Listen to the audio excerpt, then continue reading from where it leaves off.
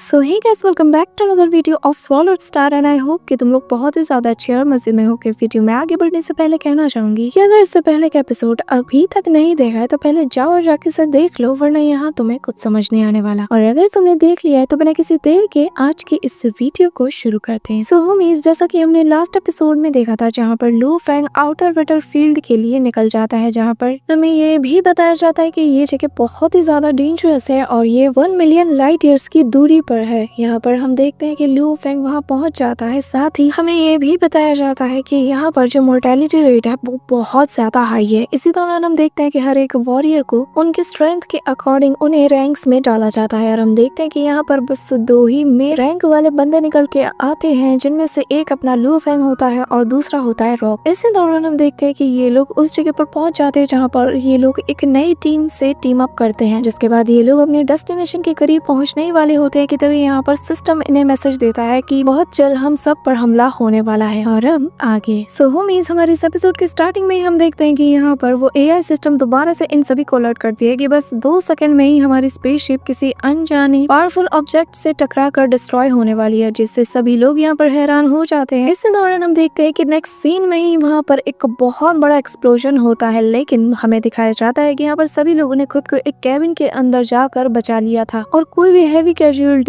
इनमें से किसी को भी नहीं हुई थी। इसी दौरान हम देखते हैं कि उनका वो जो कैबिन था वो यहाँ पर एक बड़ी सी चट्टान में जाकर फंस जाता है और फिर उसके अंदर ताइयू जो कि लीडर था वो कहने लगता है कि हमें जल्द से जल्द यहाँ से निकलकर अपने इस दुश्मन का सामना करना ही होगा। यहाँ पर अपने कैप्टन का ऑर्डर पाते ही सभी लोग एक्टिव हो जाते हैं और अपनी पावर को एक्टिवेट करने लगते हैं। जिसके साथ ही हम यहाँ पर पॉइजन को देखते हैं जो कि यहाँ पर अपने टेंटिकल्स को बाहर निकाल लेता है। इसी दौरान हम लू फैंग को भी देखते हैं जहाँ पर वो अपने आर्मर को भी एक्टिवेट कर लेता है, जो दिखने में बहुत ही ज्यादा कूल लगता है। साथ ही हम रॉक को भी देखते हैं जो कि अपने आर्मर को पहनते साथ ही कहने लगता है कि हमें अब देरी नहीं करनी चाहिए। इसी दौरान हम देखते हैं कि ताइवू जो कि इनके स्क्वाड का लीडर होता है वो भी अपने स्वॉर्ड के साथ रेडी हो जाता है। इसी दौरान हम देखते हैं कि यहाँ पर ये जो प्लेनेट मौजूद था उसके अंदर से एक पावरफुल लेजर जैसी लाइट निकलती है जो कि वहाँ आसपास के मीटियोर्स और प्लेनेट से जाकर मिलती है, जिससे हम देखते हैं कि यहाँ पर जैसे ही वो लाइट हर चीज को अपने आपस में कनेक्ट करती है तो हमें पता चलता है कि असल में ये एक लाइट रीजन है जिसके अंदर की यहाँ पर इन लोगों ने लू फैंग और उसकी पूरी टीम को ट्रैप कर लिया था। यहाँ पर हम देखते हैं कि वो चार्मिंग वुमेन यहाँ इस पूरे जगह को ऑब्जर्व करते हुए कहने लगती है कि लगता है कि हम लोग यहाँ पर फंस गए हैं, जिस पर दूसरा पर्सन कहने लगता है कि ऐसी चीजें तो बस मैकेनिकल रेसेस वाले ही करते हैं। हालांकि हमें इस ट्रैप से ज्यादा कुछ खतरा तो नहीं, लेकिन मुझे डर है कि यहाँ पर मैकेनिकल रेसेस वाले कुछ और प्लान ना कर रहे हो। अब यहाँ पर हम देखते हैं कि सभी लोग इस जगह से एस्केप करने में लग जाते हैं और यहाँ से भाग रहे होते हैं, लेकिन हम देखते हैं कि मैकेनिकल रेसेस का यहाँ पर हेड उन्हें मॉनिटर कर रहा था और फिर वो अपने सारे वेपन से इन पर अटैक करने के लिए रेडी था। इसी दौरान हम देखते हैं कि उसके ये सारे वेपन्स और कोई नहीं बल्कि पपेट्स होते हैं जिन्हें कि यहाँ पर ये लोग कंट्रोल कर रहे थे और फिर वो एक ही कमांड में सभी को उनके पीछे छोड़ देता है, जो देखकर यहाँ पर लू फैंग हैरान हो जाता है कि उनके पीछे इतने तादाद में मैकेनिकल पपेट्स पड़े हुए थे। इसी दौरान हम उसी पर्सन को देखते हैं जो कि कहता है कि मैंने तो पहले ही कहा था कि इन लोगों ने इस ट्रैप को बनाया ही इसलिए है ताकि ये लोग हमें एक बार में पकड़ सके, और देखो इन लोगों ने हमारे पीछे इतनी तादाद में मैकेनिकल रोबोट्स को छोड़ दिया है। यहाँ पर उसकी ये बात सुनकर ताइवू कहने लगता है कि जहाँ तक मुझे पता है कि यहाँ पर इनके पपेट्स ज्यादा फ्लेक्सिबल नहीं होते, तो ये लोग ज्यादा कुछ हमारा बिगाड़ नहीं पाएंगे, इसीलिए मेरी बात गौर से सुनो। हमें जल्द से जल्द यहाँ से अपनी मैक्सिमम स्पीड से निकलना होगा ताकि एक बार हम इनके रडार से बाहर चले जाएं तो तब ये हमारा कुछ भी नहीं बिगाड़ सकते। यहाँ पर हम देखते हैं कि उसका दुश्मन जो कि यहाँ पर इन लोगों को मॉनिटर कर रहा था और इन्हें एस्केप करता हुआ देखकर कहता है कि अच्छा, तो तुम लोग अभी भी एस्केप का प्लानिंग कर रहे हो, लेकिन चिंता मत करो, तुम्हारी कोई भी कोशिश आज यहाँ पर काम नहीं आने वाली। ये कहते साथ ही वो अपने सारे पपेट्स को कमांड देते हुए कहता है कि CI9 मिशन को शुरू करो, जिससे हम देखते हैं कि यहाँ पर ये सारे पपेट्स एक रो में खड़े हो जाते हैं और फिर एक साथ थंडर लाइटनिंग को क्रिएट करने लगते हैं और फिर बहुत से थंडर लाइटनिंग वाले बॉल्स को बनाकर इन पर अटैक कर देते हैं। यहाँ पर उनका ये कॉम्बिनेशन देखकर वो जो चार्मिंग गर्ल थी वो भी हैरान हो जाती है और फिर हम देखते हैं कि यहाँ पर ये सारे एनर्जी बॉल्स आपस में मिलकर एक लाइटनिंग नेट को बना देते हैं, जिससे ये सभी लोग ट्रैप हो जाते हैं। यहाँ पर इस नजारे को देखते साथ ही पॉइजन कहने लगता है कि सभी लोग केयरफुल हो जाओ क्योंकि अब हम लोग बहुत ही जल्दी इस थंडर नेट से टकराने वाले हैं, जो देखकर ताइवू अपने स्वॉर्ड को निकालते हुए कहता है कि सब कुछ मुझ पर छोड़ दो, मैं यहाँ पर आज इस नेट को तोड़ दूंगा। ये कहते साथ ही वो बहुत ही स्पीड के साथ अपने स्वॉर्ड पर चला देता है, जिससे हम देखते हैं कि वो उस नेट को तोड़ देता है और वहाँ पर स्पेस में एक क्रैक बन जाता है। जिसके बाद हम देखते हैं कि ये लोग दोबारा से इस मौके का फायदा उठाकर एस्केप करने लगते हैं, लेकिन यहाँ पर मैकेनिकल रेसेस के पपेट्स चारों तरफ से इन्हें घेर लेते हैं, जो देखकर ताइवू कहता है कि लगता है कि हमें ना चाहते हुए भी आज यहाँ पर इनसे फाइट करना ही होगा। और फिर वो अपनी पूरी टीम को कमांड देता है कि जल्दी से फाइट के लिए रेडी हो जाओ, जिस पर हम देखते हैं कि सभी लोग रेडी हो जाते हैं। और यहाँ पर पॉइजन कहने लगता है कि मुझे उम्मीद नहीं थी कि हमें हमारे डेस्टिनेशन से पहले ही फाइट करने को मिलेगा, लेकिन अब जब मौका मिल चुका है तो हमें इसे जाने नहीं देना चाहिए। इसी दौरान हम यहाँ पे मैकेनिकल रेस के हेड को देखते हैं, जो कि ऑर्डर देता है कि सभी लोग ट्रैप हो चुके हैं और हमारा फॉर्मेशन भी कंप्लीट हो चुका है, इसलिए अब इस नेट को श्रिंक करना शुरू कर दो। साथ ही वो ये भी बताता है कि इनमें से एक इमॉर्टल गॉड लेवल पर है और बाकी के जितने भी लोग हैं वो वर्ल्ड मास्टर लेवल पर हैं, और अगर हम इनसे फाइट करते हैं तो हमारा बस 27% ही लॉस होगा, जो कि बहुत ही ज्यादा कम है, इसलिए हम इनसे फाइट कर सकते हैं। यहाँ पर हम देखते हैं कि ताइवू भी अपने पूरे टीममेट से कहने लगता है कि चलो सब लोग अब जी जान लगा दो, क्योंकि हमारे सामने एक बहुत बड़ी फौज है। जो सुनकर वो चार्मिंग वुमेन और यहाँ पर ताइवू दोनों ही अपने स्वॉर्ड का यूज करना शुरू कर देते हैं और बहुत ही अच्छी फाइट करते हैं। इसी के साथ हम यहाँ पर पॉइजन को देखते हैं, जहाँ पर वो अपने पॉइजनस टेंटिकल्स को दूर दूर से ही सभी को बिना हाथ लगाए ही डिस्ट्रॉय कर रहा था। और साथ ही हम वी को देखते हैं और साथ ही उस कैट और उसके ओनर को भी, जहाँ पर ये लोग भी बहुत ही अच्छी फाइट कर रहे थे। इसी दौरान हम देखते हैं कि अचानक से ये कैट अपनी टेक्निक का रिलीज करना शुरू कर देती है, जिससे वो एक जायंट से बीस्ट में ट्रांसफॉर्म हो जाता है और भाई यहाँ पर आगे ना वो तबाही मचा देता है। यहाँ पर हम पॉइजन को देखते हैं, जहाँ पर वो भी बहुत ही अच्छी फाइट कर रहा था, और हम दोबारा से ताइवू को देखते हैं, जहाँ पर एक एक करके वो सारे एनिमीज को ढेर कर रहा था। लेकिन इसी मौके पर वो कैट अपनी एक पावरफुल टेक्निक को अनलीश कर दी है, जिससे एक ही पावर में बहुत से पपेट्स डिस्ट्रॉय हो जाते हैं। इसी दौरान हम लुओ फेंग और रॉक को देखते हैं, जहाँ पर वो भी ताबड़तोड़ दे दनादन फाइट कर रहे थे, जो देखकर यहाँ पर पॉइजन मास्टर कहता है कि तुम दोनों मेरी बात सुनो, अपनी फुल ताकत लगा दो और यहाँ पर इन पपेट्स पर अटैक करो, जिससे कि ये लोग अंदर से डिस्ट्रॉय हो जाए। यहाँ पर उसकी ये बात सुनकर हम देखते हैं कि दोनों बिल्कुल ऐसा ही करते हैं, जहाँ पर रॉक अपने आर्मर में से बुलेट्स को बाहर निकालता है, जो कि रॉकेट की शेप में होते हैं, और जाकर एक ही बार में बहुत से पपेट्स को डिस्ट्रॉय कर देते हैं। यहाँ पर लुओ फेंग अपने आर्मर को ट्रांसफॉर्म करके बहुत से पपेट्स का सफाया कर देती है, जिसके साथ ही हम देखते हैं कि यहाँ पर ताइवू की पूरी टीम बहुत ही अच्छे से फाइट कर रही थी और इन्होंने बहुत हद तक अपने एनिमी को डैमेज पहुंचा दिया था। यहाँ पर हम देखते हैं कि उनमें से कहने लगता है कि यहाँ पर जितने भी हमने रोबोट्स को डिस्ट्रॉय किया है, हमें उनसे मिले रिकेज को भी कलेक्ट कर लेना चाहिए। यहाँ पर हम देखते हैं कि पॉइजन भी सभी से कहने लगता है कि हाँ जल्दी से जल्दी जाओ और यहाँ पर जितने भी डिस्ट्रॉयड पपेट हैं उनके रिकेज को यहाँ पर कलेक्ट करो, ताकि हमारे दुश्मन को पता चल जाए कि हम किसी से कम नहीं। यहाँ पर हम देखते हैं कि सभी लोग ऐसा ही करते हैं, जहाँ पर वो जैसे ही किसी पपेट को मारते हैं तो उसकी बॉडी को अपने स्पेस रिंग के अंदर रख लेते हैं, और ताइवू तभी कहने लगता है कि जैसा कि तुम लोग समझ गए होगे कि अब हमें आगे क्या करना है। यहाँ पर हम वी को देखते हैं, जहाँ पर वो लुओ फेंग से बहुत ही ज्यादा इंप्रेस हो जाता है। वो कहने लगता है कि मैडमैन तुम्हारा ये आर्मर तो बहुत ही ज्यादा कमाल का है, जिस पर लुओ फेंग कहता है कि मैं इस बात से हैरान हूँ कि ये मैकेनिकल पपेट्स इस हद तक वीक कैसे हो सकते हैं। मुझे तो लगता है कि यहाँ पर इनकी प्लानिंग कुछ और है। कि तभी यहाँ पर हम ताइवू को देखते हैं, जो कि बहुत ही कमाल की स्वॉर्ड टेक्निक का यूज करते हुए अपने रास्ते में आने वाले हर एक ऑब्जेक्ट को काट डाल रहा था, जिससे वहाँ पर एक बहुत बड़ा एक्सप्लोजन होता है। लेकिन तभी इसी मोमेंट पर उसके सामने एक बहुत बड़ा रोबोट आ जाता है, जो देखकर सभी को यहाँ पर ताइवू की फिक्र होती है और अब ये सभी मिलकर इन पर अटैक करने लगते हैं। इसी दौरान हम यहाँ पर इनके हेड को देखते हैं, जो कि कहने लगता है कि हमारा पहला टारगेट ये है कि इस इमॉर्टल को हम अपना कैदी बना ले, जिसके बाद ये 5 लोगों को तो हम ऐसे ही एलिमिनेट कर सकते हैं। जिसके बाद हम देखते हैं कि प्लान के मुताबिक वो जायंट से रोबोट इस पर अटैक कर देते हैं, लेकिन ताइवू यहाँ पर इनसे फाइट करने लग जाता है, पर उसके अटैक्स का इन पर कोई भी असर नहीं होता, जिससे उसे बहुत ही ज्यादा गुस्सा आ जाता है और फिर वो इसी गुस्से के साथ एक जोरदार स्लैश अटैक कर देता है, जिससे ऑर्डिनरी जो भी पपेट्स थे वो यहाँ पर एक ही सेकंड्स में डिस्ट्रॉय हो जाते हैं। लेकिन जो लॉन्ग पपेट्स थे उस अटैक के इम्पैक्ट से वो लोग बस कुछ ही दूरी पर धकेल दिए जाते हैं। यहाँ पर वो चार्मिंग वुमन कहने लगती है कि ये जो पपेट्स हैं ये असल में एफ रैंक के पपेट्स हैं, जो कि ऑर्डिनरी पपेट्स से बहुत ही ज्यादा स्ट्रॉन्ग है, इसी वजह से इन पर तुम्हारे अटैक का कोई भी असर नहीं हुआ। इसी दौरान हम देखते हैं कि यहाँ पर वो एफ रैंक के बड़े वाले पपेट्स उस पर अटैक करने के लिए दोबारा आगे बढ़ते हैं, लेकिन लुओ फेंग अपने डिवाइन वेपन का यूज करते हुए उनमें से एक को रोक लेता है और फिर वो नोटिस करता है यहाँ पर जो ऑर्डिनरी पपेट्स है वो यहाँ पर इस लाइटनिंग प्रिजन की एनर्जी को अब्सॉर्ब कर रहे हैं, और यहाँ पर ये जो ऑर्डिनरी वेपन्स जो कि इस एनर्जी को अब्सॉर्ब कर रही है वो असल में यहाँ पर एफ रैंक के इन जायंट पपेट को वो एनर्जी ट्रांसफॉर्म कर रही है। और यहाँ पर हम वापस से ताइवू को देखते हैं, जो कि अभी भी लगातार इनसे फाइट कर रहा था, लेकिन बेचारा इनके बीच कमजोर पड़ जाता है और यहाँ पर ये सारे F8 वाले पपेट उसे श्रिंक करने में लग जाते हैं। इसी मौके पर हम देखते हैं कि यहाँ पर वी भी अपने अटैक का यूज कर देता है ताकि वो यहाँ पर उसे बचा सके, जिसके बाद हम देखते हैं कि वो उनमें से एक पपेट को अपनी टेक्निक की मदद से वहां से दूर कर देता है। इसी मौके पर यहाँ पर वो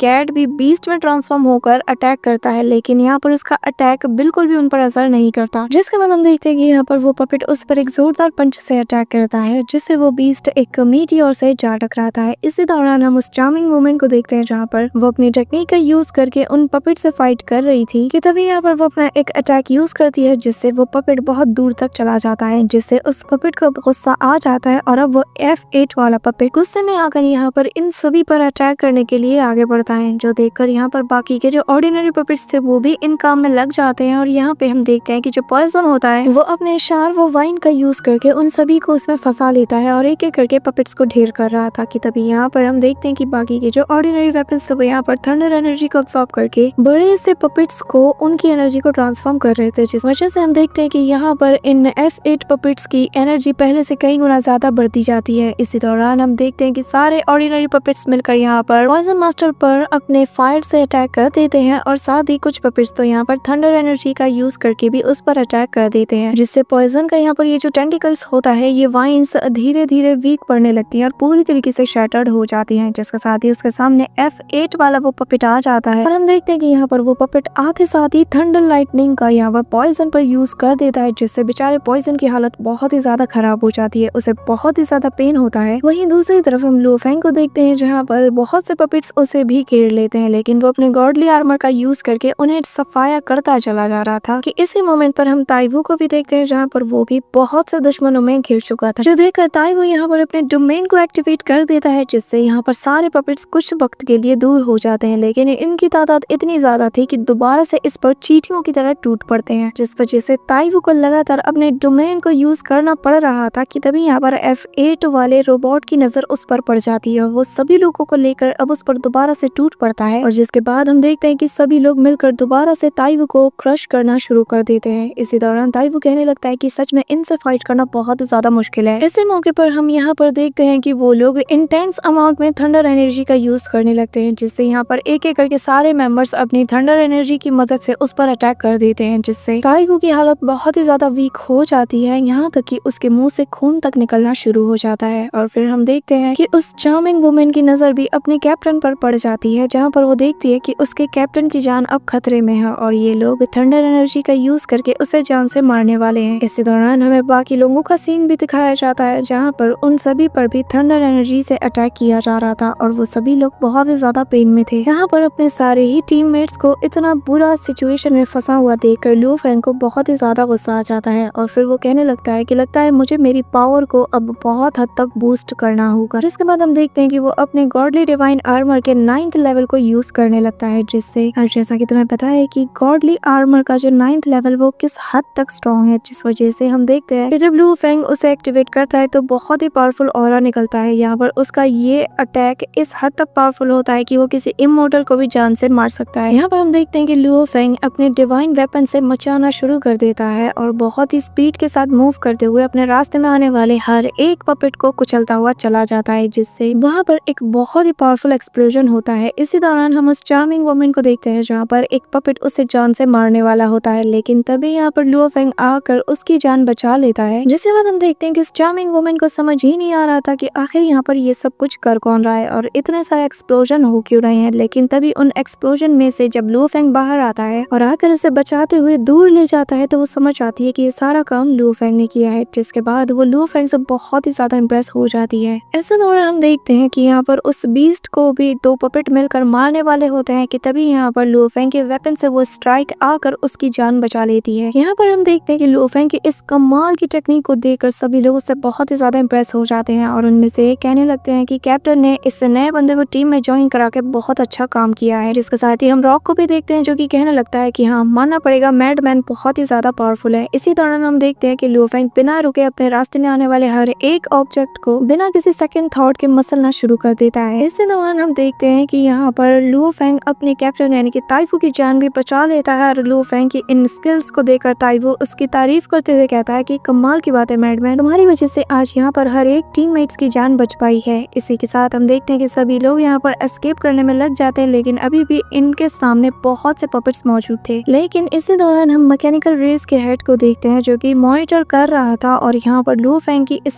ताकत को देखकर वो भी बहुत ही ज्यादा फ्रस्ट्रेटेड हो जाता है और फिर वो कहने देने लगता है कि आज तक की हमारी हिस्ट्री में मैकेनिकल रेस हमेशा से ही अपने एनिमी पर डोमिनेट करती आई है, लेकिन आज यहाँ पर हम इन 2% की ह्यूमन से हार रहे हैं। जिसके साथ ही हम देखते हैं कि वो यहाँ पर अपने स्क्रीन पर एक जोरदार पंच मारता है और फिर ना चाहते हुए भी यहाँ पर उससे थंडर प्रिजन को पूरी तरीके से हटा देता है। जिसके बाद हम देखते हैं कि यहाँ पर जैसे ही वो लोग इन पपेट्स पर अटैक करने वाले होते हैं कि तभी यहाँ पर वो सारे पपेट्स एक कमांड को पाते हैं जिसके अकॉर्डिंग इन्हें अब रिट्रीट करना था। और जैसे ये कमांड उन्हें मिलता है वो सभी लोग अपने बेस में वापस चले जाते हैं और इस मौके का फायदा उठाकर ये सभी लोग अपनी स्पेसशिप में जाकर अपने डेस्टिनेशन की तरफ रवाना हो जाते हैं। इसी दौरान हम स्पेसशिप के अंदर देखते हैं जहाँ पर इन लोगों ने बहुत सारी केज कलेक्ट कर लिया था और यहाँ पर हम वो सी चार्मिंग वुमेन को देखते हैं जो कि लू फेंग से उसके फाइट में किए गए परफॉर्मेंस से बहुत ही ज्यादा इम्प्रेस नजर आ रही थी। भाई इस हद तक इम्प्रेस हो जाती है कि सीधा जाकर एक्साइटमेंट में उसे हक करने लगती है, जो देखकर यहाँ पर लू फेंग हैरान हो जाता है। और फिर हम यहाँ पर ताइवू को देखते हैं जो कि यहाँ पर आते साथ ही सभी से कहने लगता है कि कांग्रेचुलेशन, हमने हमारे एनिमी को पीछे हटने पर मजबूर कर दिया। और सच में लू फेंग तुम्हारी परफॉर्मेंस तो सबसे ज्यादा आउटस्टैंडिंग थी। यहाँ पर हम पॉइजन को देखते हैं जो कि लू फेंग से थैंक्स कहता है, लेकिन तभी अगले सीन में वो कहता है कि अगर मैं अपने एनहांसमेंट एलेक्सर को यूज करता तो मैं भी तुमसे बहुत ही ज्यादा अच्छा परफॉर्मेंस कर पाता। यहाँ पर तभी ताइवू बीच में आ जाता है, वो कहने लगता है कि इसकी बातों का बुरा मत मानना है, ये तो बस ऐसे ही बोलता रहता है। लेकिन यहाँ पर पॉइजन अपने टीममेट्स की सबसे ज्यादा केयर करता है और इसके कहने का मतलब यही है कि वो दिल से तुम्हारा बहुत ही ज्यादा शुक्रिया अदा कर रहा है। इस दौरान यहाँ पर ताइवू एक बार का इंसिडेंट बताने लगता है कि कैसे जब हमारा बीस्ट क्लैन से सामना हो गया था तो तब यहाँ पर हमारी जो चार्मिंग वुमेन है वो वहाँ पर मरने वाली थी, लेकिन वो मरते मरते बची। लेकिन जब ये बात पॉइजन को पता चली तो उसकी जो कंडीशन थी वो देखने लायक थी, क्योंकि उसका दिल बहुत ही ज्यादा टूट चुका था। जिससे पता चलता है कि यहाँ पर पॉइजन सबसे ज्यादा केयर अपनी टीममेट्स की करता है। यहाँ पर वो ये सारी बात बता ही रहा होता है कि तभी यहाँ पर पॉइजन साइड से उसे पिंच करता है, जिससे यहाँ पर ताइवू को बहुत ही ज्यादा पेन होता है और फिर वो उससे माफी मांगना शुरू कर देता है। इसी दौरान हम देखते हैं कि ये सारा नजारा देखकर वहाँ पर सभी लोग हंसने लगते हैं। यहाँ पर हम देखते हैं कि जो पॉइजन होता है वो यहाँ पर ताइवू से नाराज हो जाता है। वो उसे मनाने के लिए बताने लगता है कि मैं जानता हूँ कि तुम सबसे ज्यादा केयर हमारी ही करते हो, इसी वजह से तुम मेक श्योर करते हो कि हमारा सामना किसी बड़े दुश्मन से ना हो, क्योंकि तुम्हें डर लगता है कि कहीं पहली वाली चीज दोबारा से रिपीट ना हो। यहाँ पर हमें पास्ट का एक सीन दिखाया जाता है जहाँ पर किसी वजह से पॉइजन अपने सारे टीममेट से बहुत दूर जा रहा था, जिसके बाद ताइवू उसकी तारीफ करते हुए कहता है कि तुम्हारे जैसे टीममेट्स की हमें हमेशा से ही जरूरत थी और तुम जितना हमारे बारे में सोचते हो उतना कोई और नहीं सोचता, लेकिन अब हमारी टीम पहले से ज्यादा स्ट्रांग हो चुकी है तो इसलिए तुम थोड़ा रिलैक्स कर सकते हो। यहाँ पर हम देखते हैं कि पॉइजन उसकी ये सारी बातें सुनते साथ ही बहुत ही ज्यादा इमोशनल हो जाता है। इसी के साथ हमें थोड़ी देर बाद का सीन दिखाया जाता है जहाँ पर ये लोग एक स्टार बेल्ट के पास पहुंच जाते हैं, जिसके बारे में ताइवू बताने लगता है कि पहले ये एक प्लेनेट हुआ करता था, लेकिन पास्ट में हुए ह्यूमंस और बीस्ट क्लैन के बीच में हुए उस वॉर की वजह से उसने इस पूरे प्लेनेट को डिस्ट्रॉय कर दिया। बिलियन ऑफ ईयर्स तक के लिए यहाँ पर ये बैटल चलती रही, जिस वजह से इस प्लेनेट की दुर्दशा ये हो चुकी है और अब देखने से लगता है कि जैसे ये कोई लैंडस्केप हो। इस दौरान हम देखते हैं कि ये लोग बहुत ही स्पीड के साथ ब्रोकन स्टार बेल्ट के करीब जाने लगते हैं और फिर यहाँ पे ताइवू बताने लगता है कि इतने साल हो जाने के बाद अब ये जगह बाहर के एलियंस के लिए बहुत ही अच्छा हाइड आउट बन चुका है, लेकिन अब हमारी टीम बहुत ही ज्यादा स्ट्रांग बन चुकी है तो हमें इनसे डरने की जरूरत नहीं है। इसी दौरान वो सभी के मिलिट्री स्कोर्स को दिखाने लगता है, जिसमें कि ताइवू का स्कोर सबसे ज्यादा था और जिसके बाद रॉक जब लू फेंग के स्कोर्स को देखता है तो वो बहुत ही ज्यादा हैरान हो जाता है, क्योंकि उसका स्कोर इससे 5 गुना ज्यादा था। जिस पर ताइवू बताता है कि असल में ये जो मेरिट कोटा तुम देख रहे हो ये इसके बेस पर होता है कि जो जितने ज्यादा एलियंस को मारेगा उतने ही उसे पॉइंट्स मिलेंगे और हमारे मिशन से पहले हमें इस